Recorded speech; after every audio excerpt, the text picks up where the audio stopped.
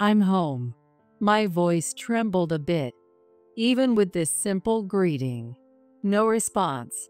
It's been about 7 years since Laura was in high school. My family has been ignoring me the whole time. Laura glanced at me from the corner of her eye, avoiding direct contact with me. When she saw the bill in my hand, she slightly raised the corners of her mouth. I had just picked up the wedding bill that had fallen by the front door. Does this mean they expect me to pay it? Dad, please don't cry at the wedding. It's embarrassing. Well, I might. I changed your diapers, you know. Just the other day, you were a baby and are now getting married. I'm happy, but it's complicated. Another man taking you away. Any normal parent would cry. Since I didn't feel like crying, does that make me not normal? Can I be done now? I muttered under my breath. But of course, no one paid any attention to me. It seems the time has come to let go of Laura. I am Amy Thompson, a housewife in my 50s. I've been married for 25 years, and soon, my only daughter, Laura, is getting married. How do most parents feel at times like this? Completely happy, or sad because their child is leaving the nest? Neither fit for me. I met my husband, Steve, at a diner. It was very close to my workplace, so I often stopped by. I got to know Steve, who worked there, and eventually he gave me his contact info, and we started dating. At that time, Steve was the manager of the diner, working from morning till night. Despite being busy, he called me almost every day. Today, we had some annoying customers, but hearing your voice calms me down, Amy. Listening to his complaints became a daily routine for me. Steve was very dedicated to his work and had a strong sense of responsibility. He never left the restaurant entirely to the part-timers, always taking the lead himself. It was a bit lonely that he had no time for dates because of his work, but I was also attracted to this serious side of him. After dating for a year, we got married. I'll be the one to support him closely from now on, since he tends to push himself too hard. I'll keep our place tidy and prepare healthy meals for him. It feels a bit old-fashioned and embarrassing, but I realized then that I really want to take care of the person I love. However, a few months after we got married, everything turned upside down right after I found out I was pregnant. Oh, I quit my job. What? One morning, I asked Steve, who was watching TV in his pajamas, "Are you off today?" and got an unexpected response. "Did you say you quit? What's up?" Seeing my shock, Steve shrugged and gave a slight smile. I couldn't help it. It was too tough. His voice was gloomy, yet somehow defiant. It's true, he had a demanding job. He must have been enduring a lot. But right now, I'm pregnant. Fear about the future kept spreading through my mind. Quitting his job out of the blue without even consulting me, with a baby on the way. What are we going to do? These words were stuck in my throat. But seeing Steve pleading about how tough it was, I held back from voicing my thoughts. It felt like suppressing a strong urge to vomit. I kept thinking I should say something kind first, but if I spoke carelessly, I might end up blaming him. What's with your face? You look pissed because I quit my job without asking. Even though I intended to hide it, my emotions must have shown on my face. I quickly pressed my lips together tightly. All right, fine. I'll go back to work. If I talk to them now, they might let me retract my resignation. I guess I'm worthless unless I'm earning money. Sure, I'll work. Even if I might hang myself tomorrow because you're telling me to work. I couldn't help but open my mouth. That's not. Steve waited for my next words, his eyes damp. It's okay. Don't push yourself. I couldn't possibly tell him to work under these circumstances. Your health is more important than anything. I barely managed to squeeze out the words. Steve nodded, looking satisfied. He's a responsible, serious person, so he got more exhausted than most. After a little break, I thought he would start working again for our family. Luckily, I also have a full-time job and plan to take maternity leave after giving birth. Until then, I can support him. But even when I reached the end of my pregnancy and I gave birth to our adorable child, Steve didn't go back to work. Why don't you go back to work? Shortly after giving birth, Steve made an unexpected suggestion. Having you around the house with that gloomy face is annoying. Maybe you're not cut out for raising a kid? I'll take care of Laura, so you go back to work. Who was going to take care of her? At that time, Steve hadn't changed a single diaper or fed her. He hadn't even held her properly. I felt like you were always irritated, so I was scared to get close to Laura. I can handle it if you're not around. With Steve pushing me to return to work and my worries about our finances, I reluctantly agreed. I went back to work before 3 months postpartum. To my surprise, Steve took good care of Laura. But whenever I got home from my work and tried to hold Laura, Steve would quickly take her away. He would then cuddle her in a showy way. By the time Laura started walking, she was completely attached to her dad. It's natural for her to be attached to the person she spends the most time with. Let's all go to the park. When I suggested it on a day off, Steve frowned. What? If you have time to play, why not clean the house? There's dust piling up in the corners. Oh, right. People who don't take care of kids wouldn't notice that. You can't imagine our kid eating dust or feeling bad about a dirty place, can you? Sure, the house was messy. Steve only took care of Laura. Apparently, housework was my job. I once tried to talk about sharing the chores, but Steve got furious. You're dumping childcare on me and want me to do housework too? Wow, you must think you're living the high life. You look down on me just because you're earning money, right? That kind of old school dad attitude isn't acceptable anymore. Times have changed. Get it? Plus, you don't even earn as much as other dads. Yet you want to boss me around? Are you crazy? When something bothered him, Steve would go on and on without letting me get a word in. Before I knew it, Steve took care of the baby. Work and house chores were my responsibilities. Laura, who was very charming as a toddler, started to develop a personality just like Steve's as she grew older. Laura, don't leave your bag and balled-up socks at the front door.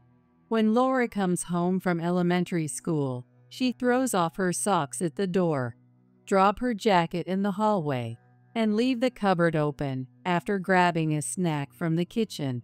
She would munch on her favorite chips while heading to the living room, leaving a trail of crumbs. Laura was careless in many ways. You could always tell where she had been. Whoever does the laundry should pick up the socks. Laura said without taking her eyes off the game. Yelling wouldn't help, so I took a deep breath. Since I just got home from work, it's 7 p.m. Also, since your bag is by the door, you haven't done your homework yet, right? I'm about to make dinner, so why don't you finish it while I cook? It'll take me about 30 minutes to get dinner ready. Want to race to see who finishes first? I encouraged Laura while putting on my apron. In fact, her teacher had informed me that Laura wasn't doing her homework. I knew she'd rebel if I scolded her outright, so I tried to be gentle. What? Dinner's going to take 30 minutes?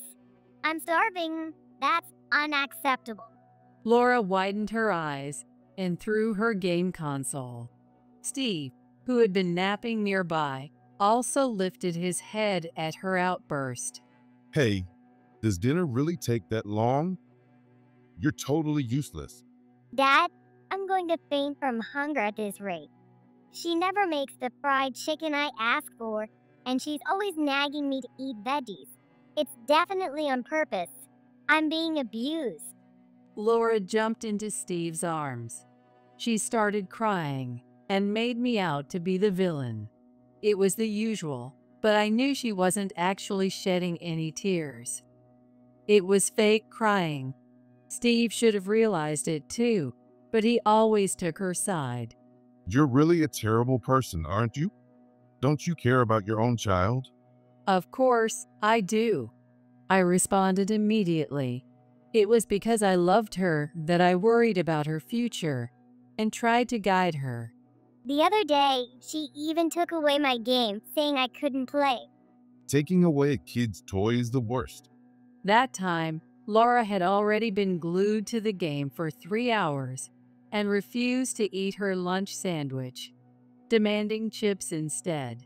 When I skip school because I hate tests or sports, she finds out and gets super mad. Is she spying on me or something? It's creepy. Stop thinking of Laura as your possession. Respect her feelings. Steve is supposedly in charge of raising Laura, but I handle all communication with the school. He dumped it all on me, saying, "That's a mom's job.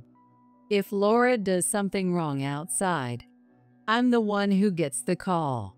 But if I scold her, she cries and calls it abuse. Even when I just try to ask her about it, she's immediately combative. I'm at my wit's end." Spoiled by Steve, Laura is getting more and more out of control, and I worry about her future. Even if she rebels now, I keep hoping that one day she'll remember Mom said this back then, and keep talking to her patiently. A turning point came when Laura was in high school. As she started noticing boys, she became much more ladylike in her behavior. Laura is very charming and quite popular with the boys. She's also trusted by the girls and has been nominated for class president. Everyone likes her. I was surprised when her high school teacher praised her so highly. I felt relieved, thinking that all the nagging and guidance over the years hadn't been in vain. I was genuinely happy, but her attitude at home got even worse. It was probably the backlash from being well-behaved outside. It seemed like she saw me as garbage, and her gaze was terribly cold. Geez, it's annoying. In the morning, Laura would enter the living room and click her tongue instead of saying, "Good morning." When I put the meal on the table, there's always a big sigh. "Ha, Laura, have a good day." Huh? Get lost. I always see her off at the front door, but all I get in return are hurtful words. She used to be incredibly sassy, but at least she talked to me, and I miss those days. It looks like it's going to rain heavily this evening. Be careful. Geez, it's gross. If I distance myself from Laura now, our parent-child relationship will truly fall apart. Just as her outward behavior drastically changed for the better as she grew, there will come a day when she'll treat me normally too. When are you going to stop clinging to Laura? How long are you going to hover around her? As I was seeing her off at the front door, Steve just got up. He was yawning with his messy hair. Laura finds you annoying. Of course, I knew she found me annoying, but I still saw her off. I knew if I overdid it, it would backfire, so I made sure not to skip this small gesture. To Steve and Laura, it might seem like I was lounging around in the morning, but I always ended up sprinting to the station to catch my train just in time. Good morning, Dad. Good morning, Laura. Hey, Dad, I'm going out with my friends on Sunday. Can you give me a ride to the station? Sure, got it. Seeing them chat so casually made my heart ache. Steve seemed to sense my complicated feelings and smirked at me. Poor Mom. Want to know how to get Laura to like you? Really, how? I had a glimmer of hope. Work more. Laura really appreciates money, so you should focus on earning. Maybe if you give her more allowance, she'll respect you. It was indeed an easy way to get liked. Yeah, then I'll respect you. It's annoying when you say stuff like use money wisely. The best thing is to just hand over the money without saying anything. Saying stuff like, a high schooler doesn't need a $1,000 bag is really annoying. I didn't preach to Laura all the time, but I couldn't just spoil her and let her do whatever she wanted. Parents need to teach their kids what's wrong. Laura clicked her tongue and exchanged glances with Steve. I didn't think I said anything strange, but I bit my lip, feeling unsure. Maybe it was from that point on. Steve and Laura began to completely ignore me. No matter how much I tried to talk to her, she wouldn't respond. I kept trying to get Laura's attention, pretending not to care, or getting a little angry. Embarrassingly, I even teared up a few times. But she started ignoring me completely. I became invisible in my own home. Teenagers are still in their rebellious phase. I'll just endure it a little longer. Eventually, Laura left for college, so maybe we could find a better balance. This year, Laura started working full-time. I hoped she would start to see me differently. With that faint hope, I quietly worried about her. During all that time, for about 7 years, she has been ignoring me the whole time. It seemed she maintained her pleasant personality outside, and she got engaged the year she started her job. What? A wedding invitation? One day, I found an invitation conspicuously left at the front door. Since the bride's name was Laura, it must mean she's getting married. Are you getting married? Congratulations. Silence. Laura, even when she occasionally came home and relaxed, it seemed like she still couldn't see me. So, about your wedding. My presence was erased so naturally, it didn't even seem malicious. Hey, Dad, I picked the best meal for the wedding. Oh, and it's an open bar too? Of course. I learned indirectly that the wedding was real and felt confused about whether to be happy for my child's big day. A mother has many roles to play at a wedding. Surely she would introduce me to her fiancé. But as the wedding day drew closer, I hadn't met him, and Laura and I still hadn't exchanged a word. I finally realized I had been expecting too much from her. One day, when I came home from work, I could hear Laura and Stephen's joyful voices from the living room. She has been coming often lately, perhaps because her wedding is approaching. I'm home. I raised my voice a bit. Their lively conversation suddenly stopped unnaturally. Even though they must have heard me, they ignored me. As I was about to step inside, I noticed a piece of paper at my feet. Oh, the wedding invoice. It was no coincidence that both the invitation and this invoice just happened to fall at the entrance. I picked it up and dragged my heavy feet towards the living room. I'm home. My voice trembled a little. No response. Laura averted her eyes, sneaking glances at me. She smirked slightly when she saw I was holding the invoice.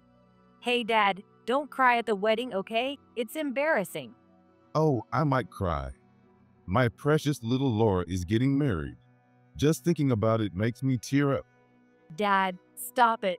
It's too early for that.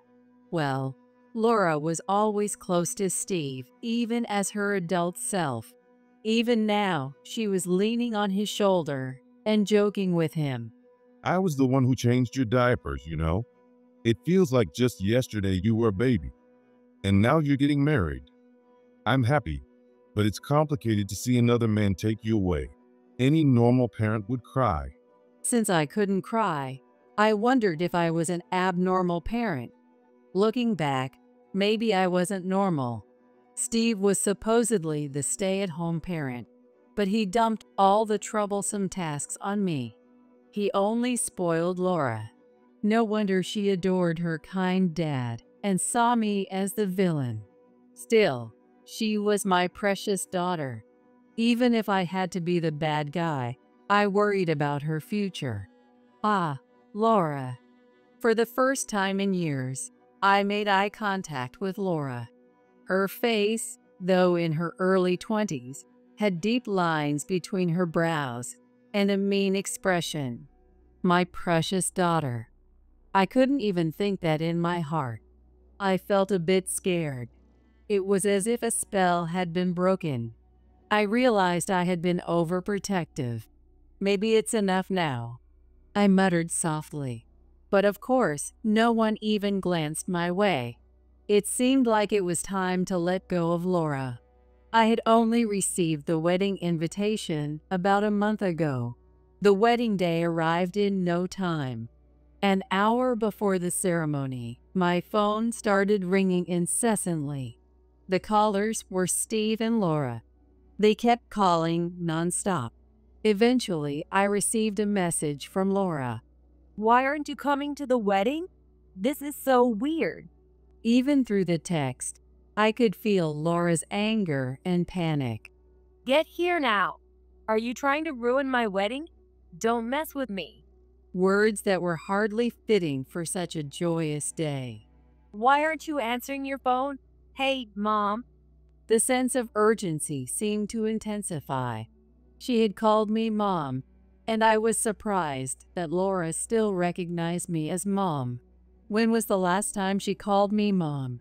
In my mind, I replayed a child's lisping voice saying, Mom. I couldn't even remember if that was Laura's voice. I had been waiting for the day Laura would call me Mom again. But it's too late. Enough already. I'll just turn off my phone. I carefully avoided answering Laura's calls and turned off my phone. I was in a nearby hotel room. If I stayed at home, they might come to drag me to the wedding. So I took refuge here. Lying on the soft and clean bed, I tossed aside my noisy phone. A few hours later, I turned my phone back on and saw missed calls, even during the wedding ceremony. It seemed they couldn't have the emotional wedding they wanted. I had an appointment with someone in the evening, so I headed to the hotel lobby.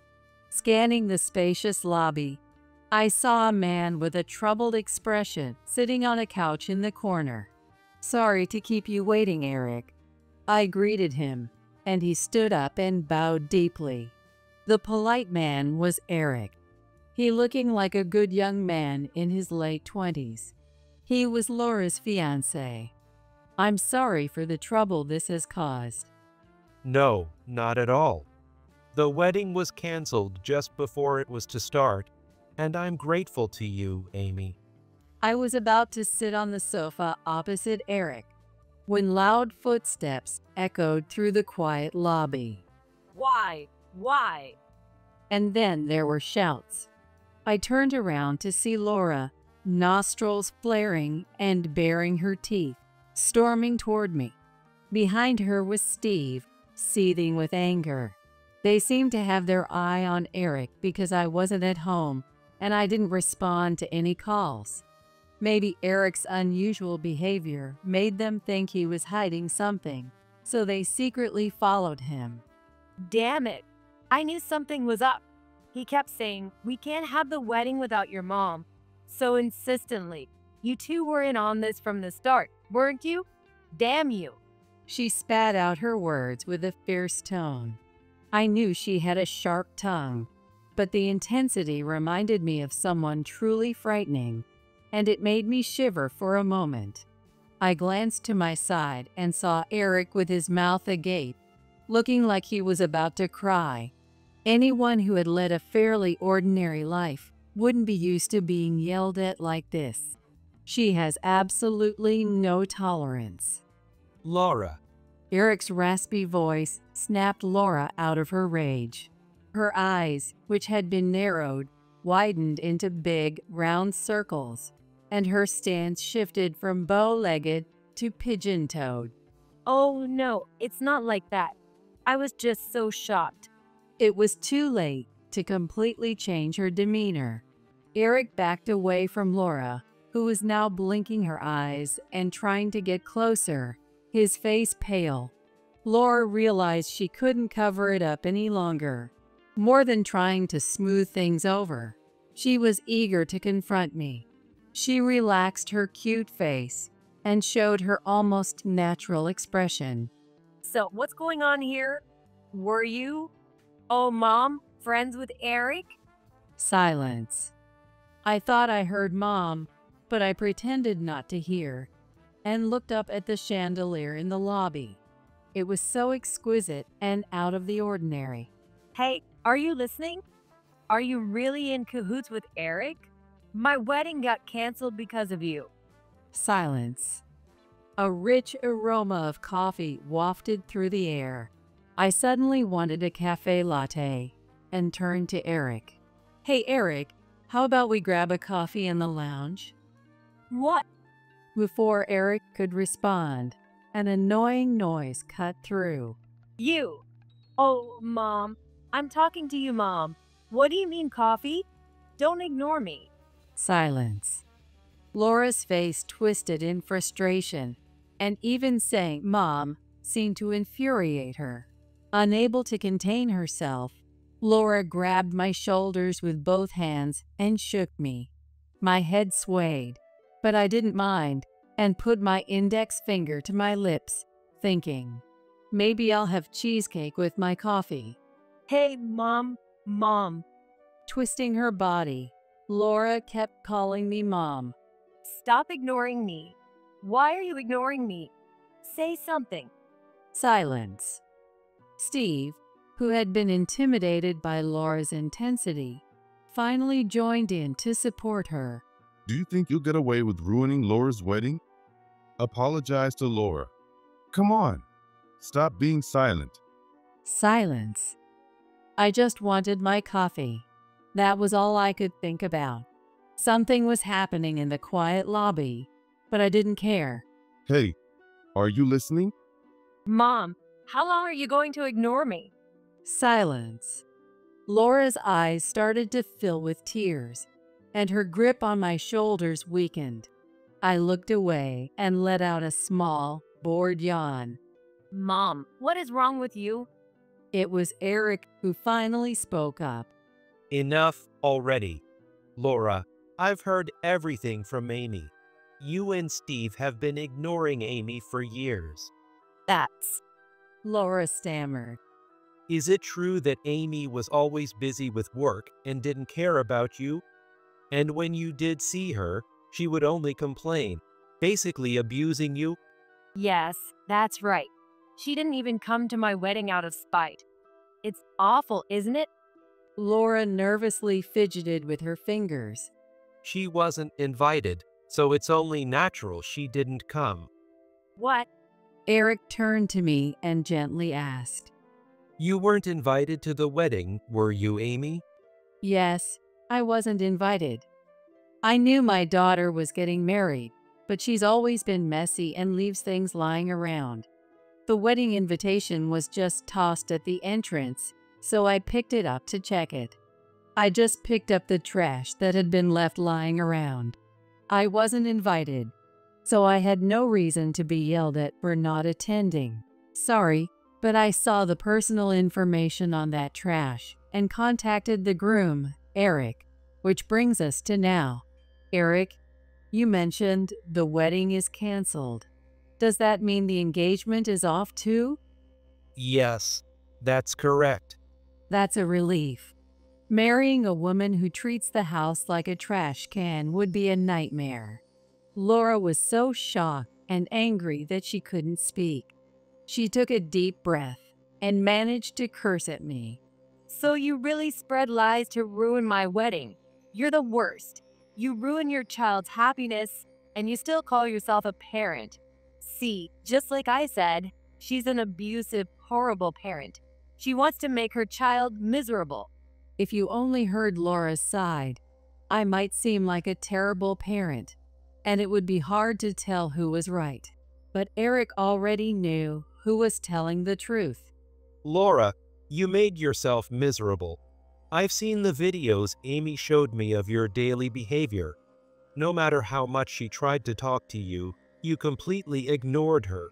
So, who's the worst? It's you, Laura. What? Since Laura pretended to be sweet outside, I showed Eric her true colors beforehand.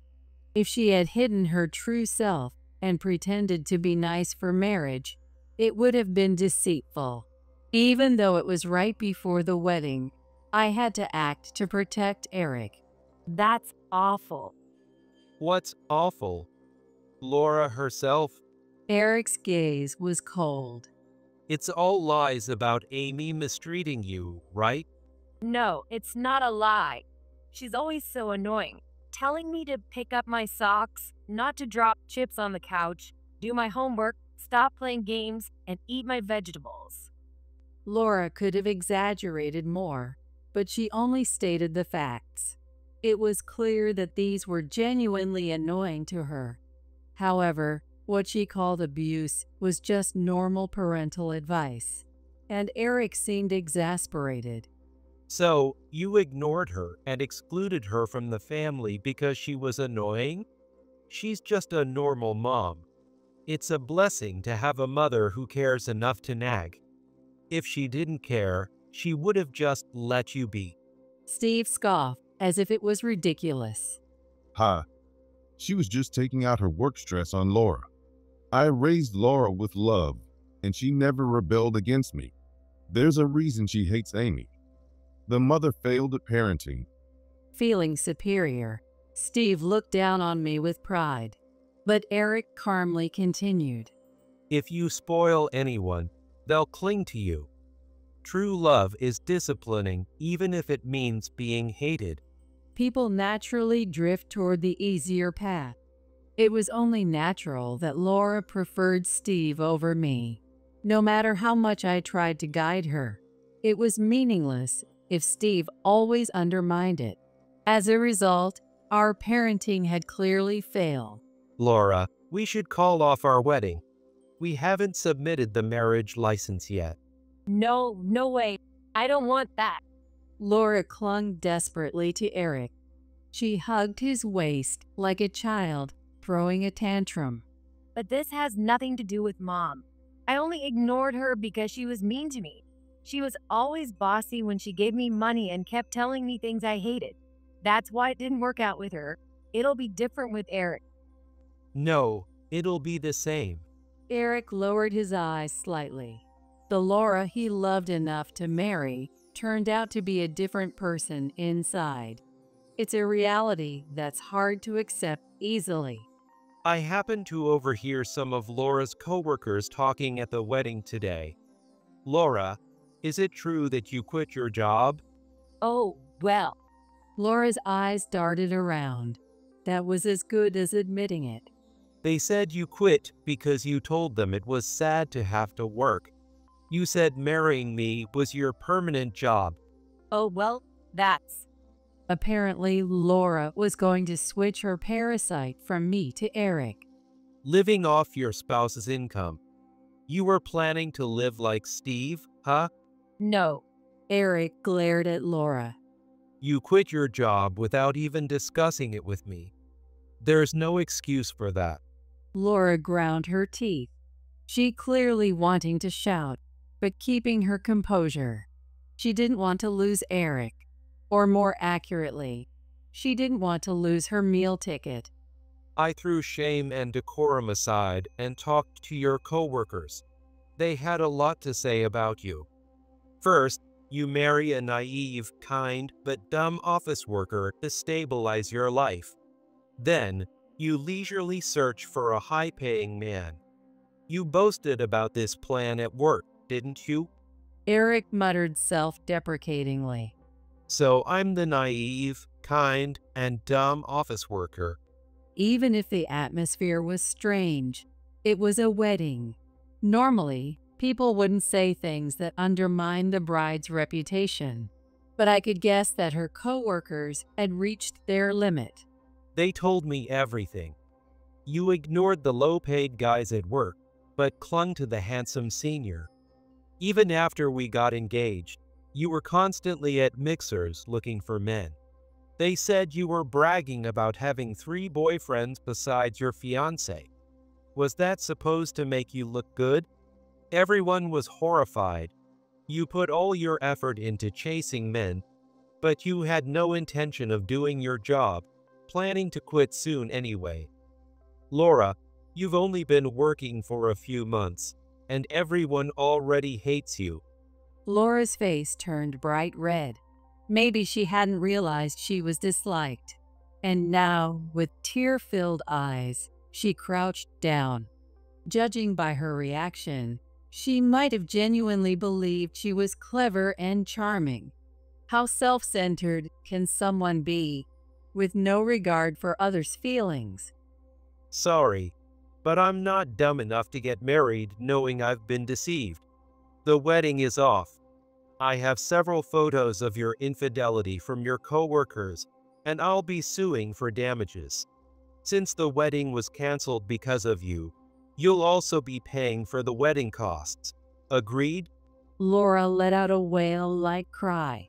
She was firmly rejected and had no place to turn.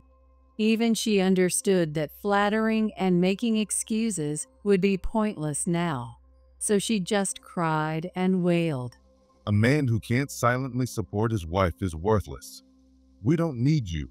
I won't let my daughter marry a man as small as you. Steve finally found his voice. He tried to sound like a stubborn old man, but it lacked force and was somewhat restrained. He knew who was at fault, but he was just putting on a brave face. At home, Steve was always domineering, but he wasn't truly strong. Looking back, during his time as a manager at the diner, he worked excessively because he couldn't properly manage the staff. He couldn't even ask, "Can you cover this shift?" and ended up sacrificing himself. You're suing for damages? Fine. But infidelity damages are usually around $10,000 for married couples. For cheating before marriage, maybe $200 or $300. That's just pocket money. Do you need charity? Hilarious. Steve laughed mockingly at Eric. And don't worry about the wedding costs. Our breadwinner here will cover it. He only relied on me in such situations. He casually came close and slapped my back. I stayed silent and took a card out of my bag. I raised it to face height and then let it flutter to the floor. Huh? A social security card? Steve picked it up from the floor and tilted his head. Then his face turned pale. Wait, your name isn't Amy Thompson anymore? You're using your maiden name. Why? Silence. Why? Because I divorced you. There was no need to explain, so I stayed silent. Oh, He realized it immediately. you? Did you submit the divorce papers? Silence. A long time ago, when Laura was still in preschool, I had asked for a divorce. Steve didn't work and was a drain on our finances. Young Laura adored the indulgent Steve and started to resent me. I knew I had to get away from Steve, but Steve insisted he would never let go of Laura. Fine. I'll sign the divorce papers. If you want a divorce, go ahead. But Laura stays with me. You'll never see her again. But I wonder if I can raise her properly by myself because I am too sick to work. I have no choice but to take Laura with me to the other world. With that threat, he handed me the divorce papers. I didn't care what happened to Steve, but I couldn't submit them with Laura as a hostage. About 20 years passed. I had completely lost patience with Laura and finally felt free to submit the divorce papers. No, this can't be. A sudden divorce is a problem. Is it about the money? Of course it is. I just started going to a hair restoration salon last month. What about next month's payment? Oh, Steve clapped his hand over his mouth, realizing he had said too much. I was astonished that he was so openly worried about money. You've lived an easy life until now, but being abandoned at your age must be tough. Eric gave Steve a look of supreme pity. Luxuries like hair restoration are out of the question now. You'll have to work to help pay Laura's damages and the wedding costs. Steve covered his thinning hair with both hands, looking like a barren winter tree. Eric, let's go have that coffee now. I feel refreshed after something good happened, so I'll treat you. What a coincidence. I just cut off a bad relationship and feel great too. Ignoring the despairing Laura and Steve, Eric and I smiled at each other, as if in another world. I continued to ignore them. Mom. Amy. Well, a delicious coffee was waiting for me. Without a glance at the two slumped figures, Eric and I left. An hour later, feeling content with coffee and cake, I saw Laura and Steve waiting. The thought of more whining was irritating. Steve was now a stranger since we divorced. I didn't care if I never saw Laura again either. But this time, things seemed different. Their shoulders were completely slumped, and their mouths were open. They looked too drained to even put up a fight. Why? Laura was holding several wedding gift envelopes. They had been roughly opened and were torn. I have so many friends who came to the wedding. All my coworkers came too, but the envelopes fell to the floor. none of them had any money in them. Laura, abandoned by both Eric and me, was stubborn by nature. She might have planned to use the wedding gifts to pay for the damages and wedding costs, thinking she could make us eat our words. But the envelopes were all empty. From what Eric had told me earlier, it was clear Laura wasn't liked at her workplace. She ignored all men except the handsome and wealthy ones. She saw herself as special and treated other women like dirt. It was no surprise that no one would give a substantial gift at her wedding. Perhaps they wanted to see what kind of man Laura had deceived. Or maybe they came to eat for free. Why? My friends. The men who seemed close to her likely wanted her body. The women probably never confronted her openly. Looking back, being nominated as class president in high school was likely just a way for classmates to dump responsibilities on her. Laura, who looked down on her female friends, was likely despised by them. The popular Laura, who was adored by men and surrounded by friends, was shattered.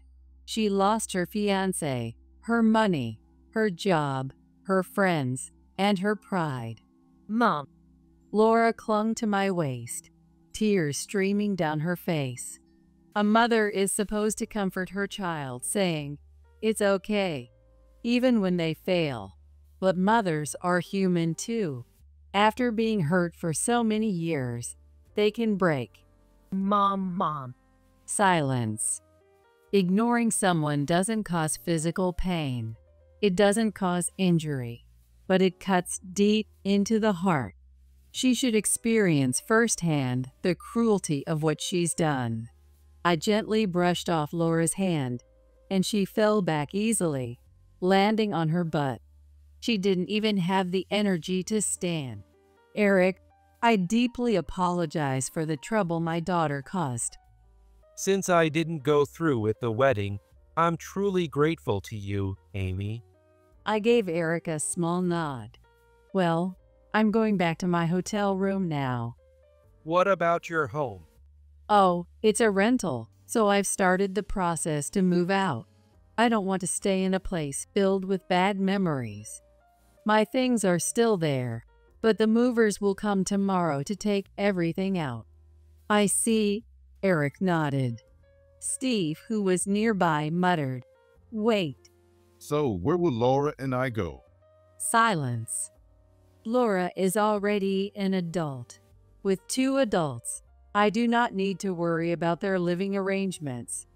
Well, good night. Have a good night. Eric and I waved calmly as we parted.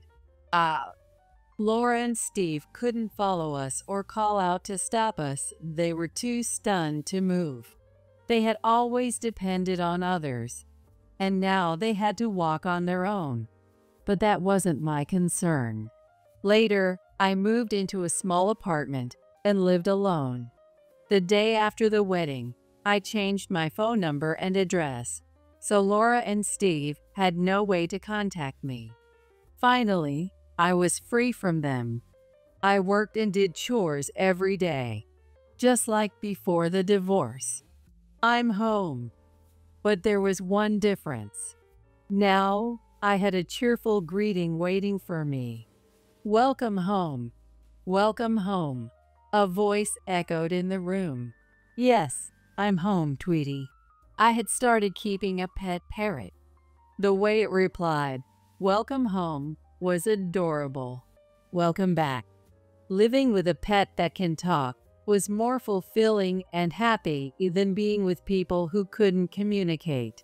Recently, my coworkers even commented, "You seem happier." My second life was just beginning.